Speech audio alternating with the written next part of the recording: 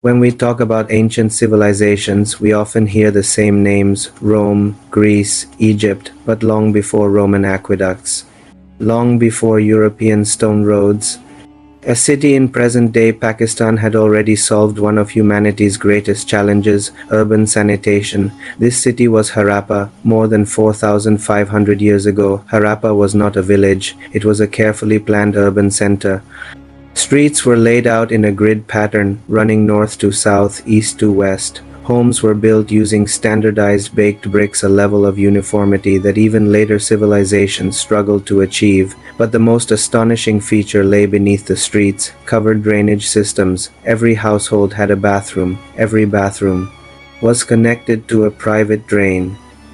These drains joined larger underground channels that carried waste safely outside the city. This was not accidental, it was engineering. Inspection holes were built for cleaning, slopes were calculated to control water flow, bricks were sealed to prevent leakage. Even today, many modern cities fail to manage sanitation this efficiently. Harappa's planners understood hygiene long before germ theory existed, and they did this without iron tools, without electricity, without modern machinery. Unlike Rome, Harappa was not built around emperors. There are no massive palaces, no giant royal tombs. This suggests something radical. Harappa may have been governed not by kings, but by councils, engineers, and planners. A society focused on order, balance, and function. Water wells were placed throughout the city. Public baths existed for ritual cleanliness. Waste was removed without polluting living spaces. This level of civic responsibility was unmatched in the ancient world. And then, Harappa declined, not through invasion, not through fire, climate change, shifting rivers, gradual collapse. The city faded, but its intelligence did not disappear. Because buried beneath the soil of Pakistan is proof that advanced civilization does not begin with empires. It begins with planning. Rome built monuments to power, Harappa built systems for people, and in many ways that makes it more advanced than we ever imagined.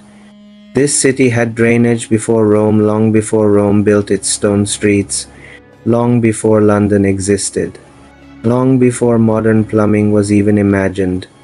There was a city where every home had a bathroom, where dirty water flowed away through covered drains, where streets were planned in perfect grids, where bricks were standardized, where cities functioned silently, efficiently, intelligently. This was Harappa, located in present-day Pakistan. Harappa was one of the great cities of the Indus Valley Civilization, a civilization that existed more than 4,500 years ago, and yet, its level of urban planning still challenges everything we think we know about ancient history. When most of the ancient world lived in chaos, Harappa lived with order. The story begins not with kings or palaces, but with water. Water is the foundation of civilization. In Harappa, water was not only respected, it was engineered. Every neighborhood was carefully designed so that clean water entered the city and dirty water left it without contaminating living spaces. Homes were not randomly built. They followed a strict urban plan: straight streets, right-angle intersections, separate residential and industrial zones, and beneath those streets ran something extraordinary: covered drainage systems, not open gutters, not dirt channels, but brick-lined, covered drains with inspection holes allowing maintenance and cleaning. This alone places Harappa centuries ahead of many civilizations that came thousands of years later. In most ancient societies, drainage was a luxury of palaces. In Harappa, it was a standard feature of ordinary homes.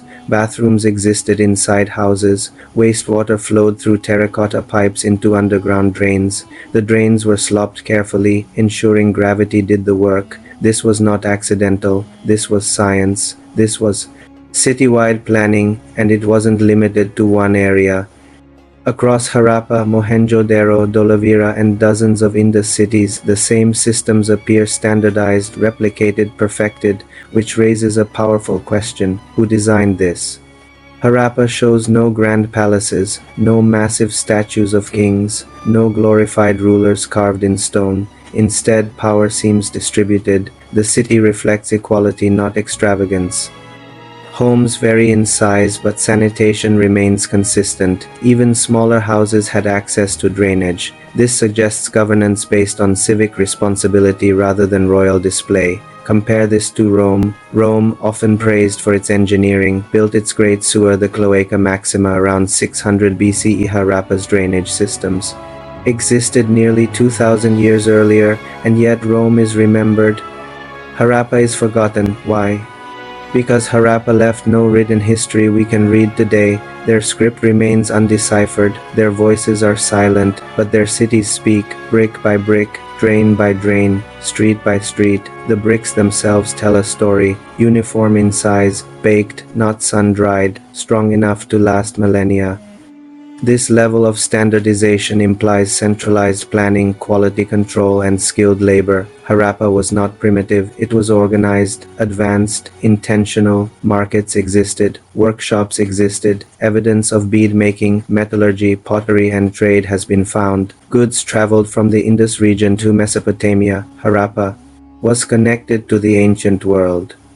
Yet its people chose function over monument, sanitation over statues, health over spectacle, and that choice may be its greatest achievement, because disease follows waste, and Harappa understood that thousands of years before germ theory, the drainage system reduced contamination, protected water sources, improved public health. This is not just architecture, this is applied environmental science. Even stormwater drainage was managed. Rainwater flowed away from streets through secondary channels. Flooding was controlled. Cities were raised on platforms to protect against river overflow. This level of foresight suggests experience. Perhaps Harappa learned through trial and error, or perhaps knowledge was passed down over generations. But then, something happened. Around 1900 BC, Harappa began to decline. The drains fell into disrepair. Bricks were reused. Urban planning weakened. The great system collapsed. Why?